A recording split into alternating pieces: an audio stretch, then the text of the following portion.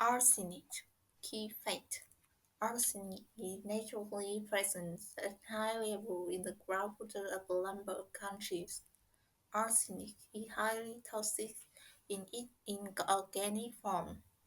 Contaminated water used for drinking, food preparations, and irrigation of food crops poses the greatest threat to public health from arsenic. Long-term exposures to arsenic from drinking water and food can cause cancer and skin lesions. It has also been associated with cardiovascular disease and diabetes. In youth and early childhood exposure has been linked to negative impact on cognitive development and increased death in young adults. The most important action in affected communities is the prevention of further exposure to arsenic by provisions of a safe water supply. Sources of exposure. Arsenic is a natural component of the Earth's crust and is widely distributed throughout the environment in the air, water, and land. It is highly toxic in its inorganic form. People are exposed to elevated levels of inorganic arsenic through drinking contaminated water, using contaminated water in food preparations and irrigations of food crops, industrial processes, eating contaminated food, and smoking tobacco. Long-term exposures to inorganic arsenic, mainly through drinking water and food, can lead to chronic arsenic poisoning. Skin lesions and skin cancer are the most characteristic effects. Drinking water and food. The greatest threat to public health from arsenic originates from contaminated water. Inorganic arsenic is naturally present at high levels in the groundwater of a number of countries, including Argentina, Bangladesh, Chile, Chile, India, Mexico, and the United States of America. Drinking water. Crop irrigated with contaminated water and food prepared with contaminated water are the sources of exposure. Fish, shellfish, meat, poultry, dairy products, and cereals can also be dietary sources of arsenic. Although exposure from this food is generally much lower compared to the exposure to contaminated groundwater. In seafood, arsenic is mainly found in its less toxic organic form. Industrial processes. Arsenic is used industrially as an alloying agent, as well as in the processing of glass, pigment, textile, paper, metal adhesive, wood preservative, and ammunition. Arsenic is also used in the high tanning process and, to a limited extent, in pesticide, feed additive, and pharmaceutical. Tobacco.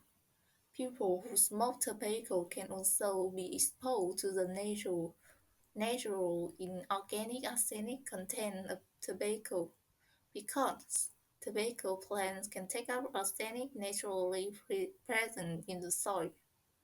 Also, in the past, the potential for elevated arsenic exposure was much greater when tobacco plants used to be treated with lead arsenate insecticide. Health effect. Inorganic arsenic is a confirmed carcinogen and is the most significant chemical contaminant in drinking water globally. Arsenic can also occur in an organic form Inorganic arsenic compounds, such as those found in water, are highly toxic, while organic arsenic compounds, such as those found in the seafood, are less harmful to the health. Acute effect. The immediate symptoms of acute arsenic poisoning include vomiting, abdominal pain, and diarrhea. These are followed by numbness and tingling of the extremity, muscle cramping, and death. In extreme cases, long-term effect. The first symptom of long-term exposure to high level of inorganic arsenic, for example, through drinking water and food, are usually observed in the skin and include pigmentation changes, skin lesions, and hard patches on the palm and sole in the feet, hyperkeratosis. This occurs after a minimum exposure of approximately 5 years and may be a precursor to skin cancer. In addition to skin cancer, long-term exposure to arsenic may also cause cancer of the bladder and lung. The International Agency for Research of Cancer (IARC) has classified arsenic and arsenic compounds as carcinogenic to humans, and has also stated that arsenic in drinking water is carcinogenic to humans. Other adverse health effects that may be associated with long-term ingestion of inorganic arsenic include developmental effects, diabetes, pulmonary disease, and cardiovascular disease. Arsenic-induced myocardial infarctions, in particular, can be a significant cause of excess mortality.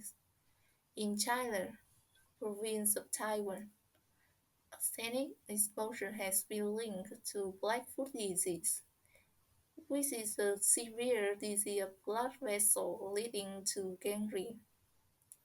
This disease has not been observed in other parts of the world, however, and it is possible that malnutrition contributes to its development. Arsenic is also associated with adverse pregnancy outcomes and infant mortality, with impact on child health, and exposure in utero and in early childhood has been linked to increases in mortality in young adults due to multiple cancers, lung disease, heart attack, and kidney failure. Numerous studies have demonstrated the negative impact of arsenic exposure on cognitive development, intelligence, and memory. Magnitude of the problem. Arsenic contaminations of groundwater is widespread, and there are a number of regions where arsenic contaminations of drinking water is significant. It is now recognized that at least 140 million people in 50 countries has been drinking water containing arsenic at level above the WHO provisional guideline value of 10 micrograms per liter. Arsenic in Bangladesh has attracted much attention since recognitions in the 1990s of its wide occurrence in groundwater in that country. Since this time, significant progress has been made, and the number of people exposed to arsenic exceeding the Bangladesh drinking water quality standard has decreased by approximately 40%. Despite the effort, it was estimated that in 2012 about 19 million and 39 million people in Bangladesh were still exposed to arsenic concentrations above the national standard of 50 microgram per liter and the WHO provisional guideline value of 10 microgram per liter, respectively, in a highly affected area of Bangladesh.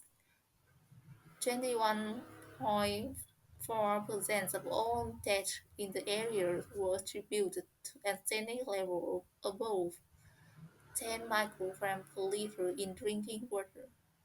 A similar dose response function has been found in the other parts of Bangladesh, and the result has been combined with national survey data to estimate the annual death toll of nearly 43,000. The U.S. National Research Council has noted that many as 1 in 100 additional cancer deaths could be expected from a lifetime exposure to drinking water containing 50 micrograms per liter. The symptom and sign caused by long-term elevated exposure to inorganic arsenic differ between individual population group and geographical area. Thus, there are no universal definitions of the disease caused by arsenic. This complicates the assessment of the burden on health of arsenic. Similarly, there are no method to distinguish cases of cancer caused by arsenic from cancers induced by other factors. As a result, there is no reliable estimate of the magnitude of the problem worldwide. In 2010, the Joint FAO-WHO Expert Committee on Food Additives (GECFA) re-evaluated the, the effect of arsenic on human health, taking new data into account. The GECFA concluded that for certain regions of the world where the concentration of inorganic arsenic in drinking water exceeds 50 to 100 micrograms per liter, there is some evidence of adverse effect. In other areas where arsenic concentrations in water are elevated 10 to 50 micrograms per liter, the ECFA concludes that while there is a possibility of adverse effect, this would be at a low incidence that would be difficult to detect in epidemiological study. Prevention and control. The most important action in affected community is the prevention of further exposure to arsenic by the provision of a safe water supply for drinking, food preparations, and irrigation of food crops. There are a number of opinions to reduce level of arsenic in drinking water. Substitute high arsenic sources, such as groundwater, with low arsenic microbiological sources, such as rainwater and surface water. Low arsenic water can be used for drinking, cooking, and irrigation purposes, whereas high arsenic water can be used for other purposes, such as bathing and washing clothes. Discriminate between high arsenic and low arsenic sources. For example, test water for arsenic level and paint tube, while our hand pump different color. This can be effective and low-cost means to rapidly reduce exposure to arsenic when accompanied by effective education. Blend lower arsenic water with higher arsenic water to achieve unacceptable arsenic concentration level. Install arsenic removal system, either centralized or domestic, and ensure the appropriate disposal of the removal arsenic. Technologies for arsenic removal including oxidations, coagulations, precipitations, absorptions, ion exchange, and membrane technique.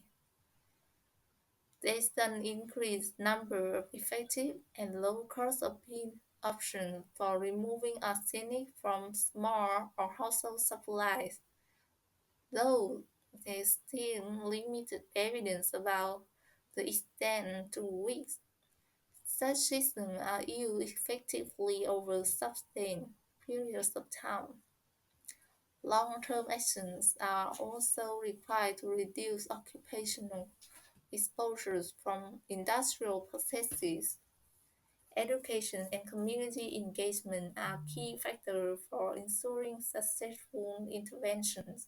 There's a need for community members to understand the risk of high arsenic exposure and the sources of arsenic exposure, including the intake of arsenic by crop, e.g., rice, from irrigation water and the intake of arsenic into food from cooking water. High-risk populations should also be monitored for early signs of arsenic poisoning, usually skin purple. WHO response. Arsenic is one of WHO's 10 chemicals of major public health concerns. WHO worked to reduce arsenic exposure, including setting guideline values, reviewing evidence, and providing risk management recommendations. WHO publishes a guideline value for arsenic in its guideline for drinking water qualities. The guidelines are intended for use as a basis of for regulation and standard setting worldwide. The current recommended limit of arsenic in drinking water is 10 micrograms per liter, although this guideline value is designated and provisional because of practical difficulty in removing arsenic from drinking water. Every effort should therefore be made to keep concentrations as low as reasonably possible and below the guideline value when resources are available. However, millions of people around the world are exposed to arsenic at concentrations much higher than in the guideline value, 100 micrograms per liter or greater, and therefore the public health priority should be reduced exposure for these people. Where it is difficult to achieve the guideline value, member states may set higher limits or interim value as part of an overall strategy to progressively reduce risk by taking into account local circumstances, available resources, and risk from lower arsenic sources that are contaminated microbiologically. The WHO listed Joint Monitoring Program for Water Supply, Sanitation, and Hygiene monitor progress toward global target on drinking water under the new 2030 Agenda for Sustainable Development. The indicator of safely managed drinking water service call for tracking the population accessing drinking water which is free for fecal contamination and priority chemical contaminant, including arsenic. Asbestos. Eliminations of asbestos-related diseases.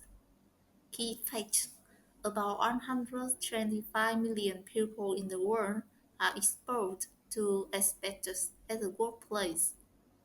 All forms of asbestos, including chrysotile, are carcinogenic to humans. What is asbestos? Asbestos is a group of naturally occurring fibrous mineral with current or historical commercial usefulness due to their extraordinary tensile strength, poor heat conduction, and relative resistance to chemical attack. For this reason, asbestos is used for insulations in buildings and as an ingredient in a number of products, such as roofing shingle, water supply net, and fire blankets, as well as clutches and brake lining, gasket, and parts for automobile. The main form of asbestos are chrysotile, white asbestos, and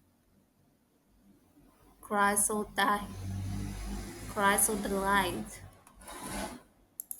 and chrysotile, blue asbestos. Other forms include atmosite, anthophyllite, tremolite, and antimonite. Why is asbestos a problem? All forms of asbestos are carcinogenic to humans. Exposure to asbestos, including chrysotile, causes cancer of the lung, larynx, and ovaries, and also mesothelioma, and a cancer of the pleural and peritoneal lining. Asbestos exposures is also responsible for other diseases such as asbestosis, fibrosis of the lungs, and plaques, thickenings, and effusion in the pleural. Currently, about 125 million people in the world are exposed to asbestos at the workplace. Approximately half of the deaths from occupational cancer are estimated to be caused by asbestos. In addition, it is estimated that several thousand deaths annually can be attributed to exposures to asbestos in the home. It has also been shown that co-exposure to tobacco smoke and asbestos fibers substantially increases the risk for lung cancer, and the heavier the smoking, the greater the risk. What about asbestos substitute materials? Many fibers substitute for chrysotile asbestos assessed by WHO pose a relatively low hazard to human health, though the carcinogenic hazards of some fiber substitutes were found to be high. However, there are many non-fuel low-hazard materials that can substitute for chrysotile asbestos in various uses, such as conventional building material. WHO response: the World Health Assembly Resolutions 58.22 on cancer prevention urges member states to pay special attention to cancer for which avoidable exposure is a factor, including exposure to chemicals at the workplace and in the environment. With resolution 60.26, the World Health Assembly requested to WHO to carry out a global campaign for the elimination of asbestos-related diseases, bearing in mind a differentiated approach to regulating in various forms in line with the prevalence international legal instruments and the latest evidence for effective interventions. Cost-effective intervention for prevention of occupational lung disease from exposure to asbestos are among the policy options for implementing the Global Action Plan for the Prevention and Control of Non-Communicable Diseases. From 2030 to 2020, endorsed by the 66th World Health Assembly in Resolutions WHA 66.10 in 2013. Eliminating asbestos-related diseases is particularly targeted at countries still using chrysotile asbestos. In addition to assistance in relation to exposure arising from historical use of all forms of asbestos, WHO, in collaboration with the International Labour Organizations and other intergovernmental organizations and civil society, work with countries toward elimination of asbestos-related disease by recognizing that the most efficient way to eliminate asbestos-related disease is to stop the use of all types of asbestos, providing information about solutions for replacing asbestos with safer substitutes, and developing economic and technological mechanisms to stimulate its replacement. Taking measures to prevent exposure to asbestos in place and during asbestos removal, abatement, improving early diagnosis, treatment, and rehabilitation services for asbestos-related diseases, establishing registry of people with past and/or current exposure to asbestos and organizing medical surveillance of exposed workers and providing information on the hazards associated with asbestos-containing material and products, and by raising awareness that waste containing asbestos should be treated as hazardous waste. Asthma. Key fact. Asthma is a major non-communicable disease (NCD) affecting both children and adults. Inflammations and narrowing the small airway in the lungs cause asthma symptoms. It can be any combinations of cough, wheeze, shortness of breath, and chest tightness. Asthma affected an estimated 262 million people in 2019 and caused 461,000 deaths. Asthma is the most common chronic disease among children. Inhaled medications can control asthma symptoms and allow people with asthma to lead a normal, active life. Avoiding asthma trigger can also help to reduce asthma symptoms. Most asthma-related deaths occur in low and lower middle-income countries, where underdiagnosis and undertreatment is a challenge. WHO is committed to improve the diagnosis, treatment, and monitoring of asthma to reduce the global burden of NCDs and make progress toward universal health coverage. What is asthma? Asthma is a long-term condition affecting children and adults. The air passages in the lung become narrow due to inflammations and tightening of the muscle around the small airway. This causes asthma symptoms, cough, wheeze, shortness of breath, and chest tightness. These symptoms are intermittent and are often worse at night or during exercise. Other common triggers can make asthma symptoms worse. Triggers vary from person to person, but can include viral infections, colds, dust, smoke, fume, changes in the weather, grass and tree pollens, animal fur and feathers, strong soap, and perfume. The impact of asthma on daily life. Asthma is often underdiagnosed and undertreated, particularly in low and middle income countries.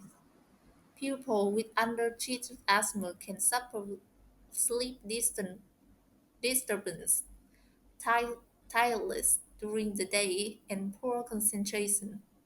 Asthma sufferers and their families may miss school and work, with financial impact of the family and wider community. If symptoms are severe, people with asthma may need to receive emergency health care and they may be admitted to hospital for treatment and monitoring. In the most severe cases, asthma can lead to death. Causes of asthma. Many different factors have been linked to an increased risk of developing asthma, although it is often difficult to find a single direct cause. Asthma is more likely if other family members also have asthma, particularly a close relative, such as a parent or sibling. Asthma is more likely in people who have the other allergic conditions, such as asthma and rhinitis, hay fever. Urbanization is associated with increased asthma prevalence, probably due to multiple lifestyle factors. Even in early life affect the developing lung and can increase the risk of asthma. These include low birth weight, prematurity, exposure to tobacco smoke, and other sources of air pollution, as well as viral respiratory infections. Exposure to a range of environmental allergens and irritants are also thought to increase the risk of asthma, including indoor and outdoor air pollution. How does mite, mold, and occupational exposure to chemical, plume, or dust? Children and adults who are overweight or obese are at the greatest risk of asthma.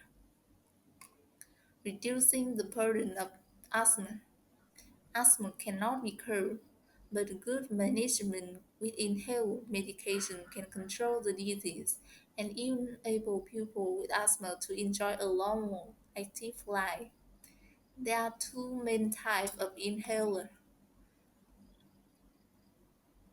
bronchodilators, such as salbutamol, that open the air passages and release symptoms, and steroids, such as beclomethasone, that reduce inflammation in the air passages. This improves asthma symptoms and reduces the risk of severe asthma attack and death. People with asthma may need to use their inhaler every day. Their treatment will depend on the frequencies of symptoms and the different type of inhaler available. It can be difficult to coordinate breathing using inhaler, especially for children and during emergency situations. Using a special device make it easier to use an aerosol inhaler and have the medicine to reach the lung more effectively. A special is a plastic container with a mouthpiece or mask at one end and a hole of the for the inhaler in the other. A homemade spacer made from a 500 ml plastic bottle can be as effective as a commercially manufactured inhaler. Access to inhaler is a problem in many countries. In 2019, only half people with asthma had access to a bronchodilator, and less than 1 in 5 has access to a steroid inhaler in public primary healthcare facilities in low-income countries. People with asthma and their family need education to understand more about their asthma, their treatment, trigger to avoid, and how to manage their symptoms at home. It is also important to raise community awareness to reduce the myth and stigma associated with asthma in some settings. Whose strategy for prevention and control of asthma? Asthma is included of the WHO Global Action Plan for the Prevention and Control of NCD and the United Nations 2013 Agenda for Sustainable Development. WHO is taking action to extend diagnosis of and treatment for asthma in a number of ways. The WHO Package of Essential Non-Communicable Disease Intervention (PEN) was developed to help improve NCD management in primary healthcare in low-resource settings. PEN includes protocols for the assessment, diagnosis, and management of chronic respiratory diseases, asthma, and chronic obstructive pulmonary disease, and modules on healthy lifestyle counseling, including tobacco cessation and self-care. Reducing tobacco smoke exposures is important for both primary prevention of asthma and disease management. The Framework Convention on Tobacco Control is enabling progress in areas as are WHO initiatives such as Empowers and End Tobacco Cessation, Global Alliance Against Chronic Respiratory Diseases, the Global Alliance Against Chronic Respiratory Diseases GARD contribute to WHO work to prevent and control chronic respiratory diseases. GARD is a voluntary alliance of national and international organizations and agencies from many countries committed to the visions of a world where all people breathe freely. Burns. Key fact: an estimated 180,000 deaths every year are caused by burns. The vast majority occur in low and middle income countries. Non-fatal burn injuries are leading cause of morbidities. Burns occur mainly in the home and workplace. Burns are preventable. A burn is an injury to the skin or other organic tissue primarily caused by heat or due to radiations, radioactivity, electricity, frictions, or contact with chemical. Thermal heat burn occur when some or all the cells in the skin or other tissues are destroyed by hot liquids, scald, hot solids, contact burn, or flame burn. The problem: burns are global public health problem, accounting for an estimated 118,000 deaths annually. The majority of these occur in low and middle income countries, and almost two-thirds occur in the WHO Africa and Southeast Asia region. In many high income countries, burn death rate has been decreasing, and the rate of child death from burn is currently over 7 times higher in low and middle income countries than in high income countries.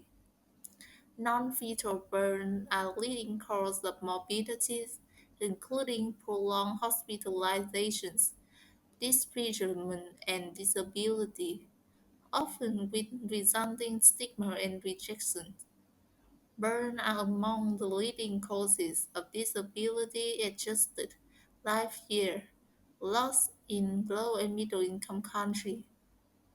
In 2004, nearly 11 million people worldwide are burned severely enough to require medical attention. Some country data. In India, over 1 billion people are moderately or severely burned every year. Nearly 173,000 Bangladeshi children are moderately or severely burned every year. In Bangladesh, Colombia, Egypt, and Pakistan, 17% of children with burn have a temporary disability and 18% have a permanent disability.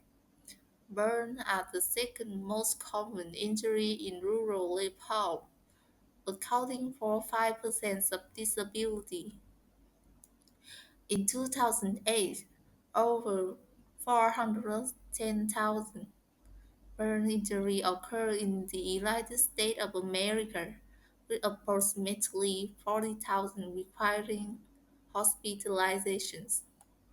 Economic impact. For 2000, direct cost of care of children with burn in the United States of America exceeded 211 million United States dollars. In Norway, costs for hospital burn management in 2007 exceeded 10.5 million euros. In South Africa, an estimated 26 million United States dollars is spent annually for care of burn from kerosene, paraffin, cookstove incidents. Indirect costs such as lost wage, prolonged care of deformity, and emotional trauma, and commitment of family resources also contribute to the socio-economic impact. Who is at risk? Gender. Female has slightly higher rate of death from burn compared to male, according to the more recent data. This is in contrast to the usual injury pattern, where rates of injury for the various injury mechanisms tend to be higher in male than female. The higher risk for female is associated with open fire cooking or inherently unsafe cook stove, which can ignite loose clothing. Open flame used for heating and lighting also pose risk, and self-directed or interpersonal violence are also factors, although understudied. Age. Along with adult women, children are particularly vulnerable to burn. Burn are the fifth most common cause of non-fatal childhood injuries, while a major risk of improper adult supervision or considerable number of burn injuries in children result from child maltreatment. Regional factor. There are important regional differences in burn rate. Children under 5 years of age in the WHO African regions have over 2 times the incidence of burn death than children under 5 years of age worldwide. Boys under 5 years are living in low and middle income countries of the WHO Eastern Mediterranean regions are almost 2 times as likely to die from burn as boys living in the WHO European regions. The incidence of burn injury requiring medical care is nearly 20 times higher in the WHO Western Pacific region than in the WHO region of the America. Social factor. People living in low and middle income countries are at higher risk for burn than people living in high income countries. Within all countries, however, burn risk correlate with socio-economic status. Other risk factors.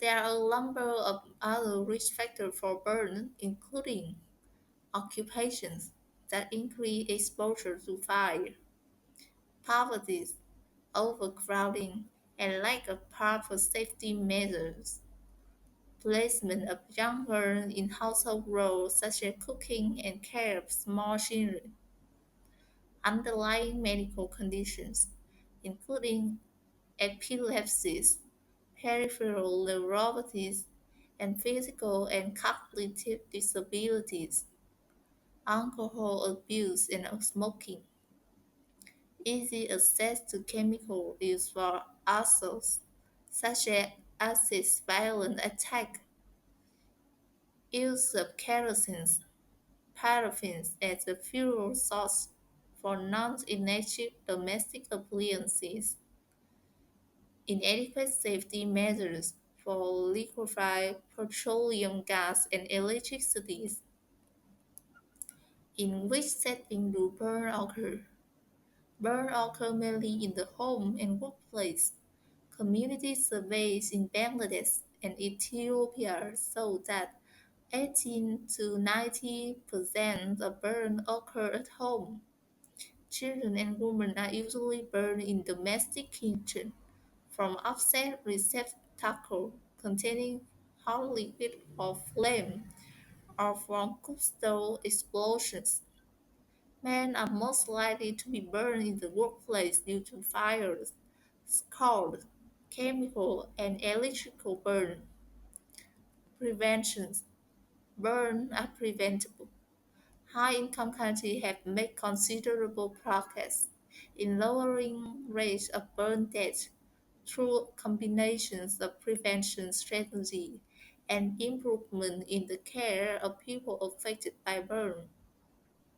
Most of the advances in prevention and care have been incompletely applied in low and middle income countries.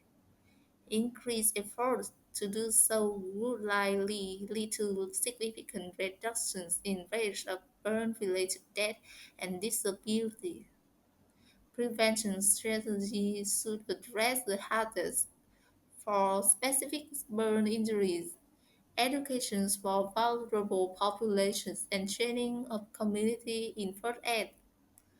An effective burn prevention plan should be multi-sectoral and include broad efforts to improve awareness, develop and enforce effectively policies, describe burden, and identify risk factors, set research priorities with promotion of promising intervention, provide burn prevention program, strengthen burn care, strengthen capacity to carry out all of the above. The document a WHO plan for burn prevention and care discusses these seven components in detail. A WHO plan for burn prevention and care. In addition, there are a number of specific recommendations for individuals, community, and public health officials to reduce burn risk, enclose fire and limit the height of open flame in domestic environments, promote safer cookstove and less hazardous fuel, and educate regarding loose clothing, apply safety regulations to housing design and material, and encourage home inspections, improve the design of cookstove, particularly with regard to stability and prevention of upset by children, lower the temperatures in hot water tap, promote fire safety education and the use of smoke detector, fire sprinkler, and fire escape system in home, promote the introduction and compliance with industrial safety regulations, and the use of fire retardant fabric for children's sleepwear. Avoid smoking in bed and encourage the use of children-resistant lighter. Promote legislation mandating the production of fire-safe cigarettes.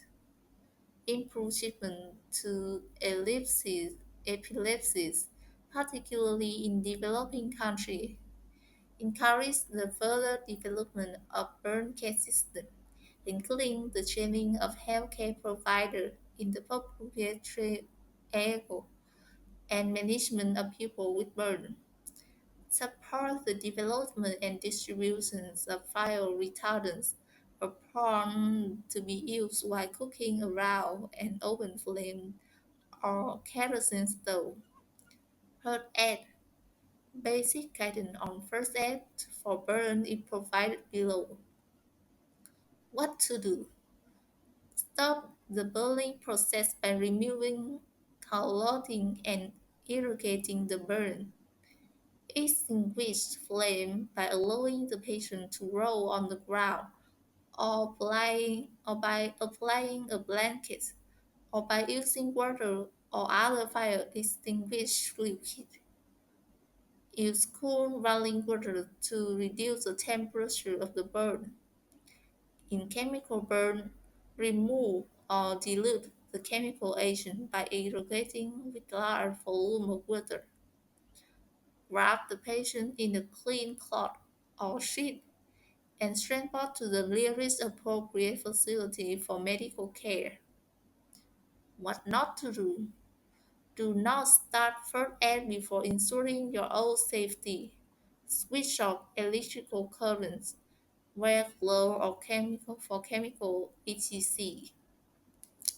Do not apply paste, oil, hardy, turmeric, or raw cotton to the burn.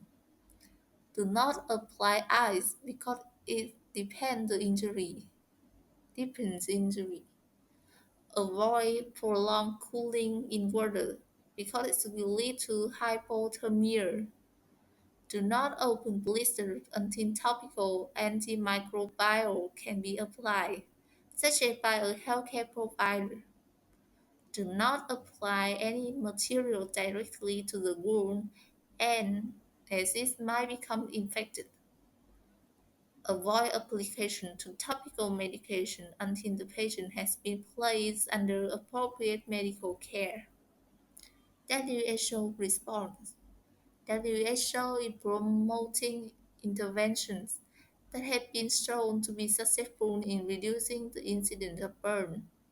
The organization is also supporting the development and use of a global burn directive for globally harmonized data collection on burn and increase the collaboration between global and national networks to increase the number of effective programs for burn prevention.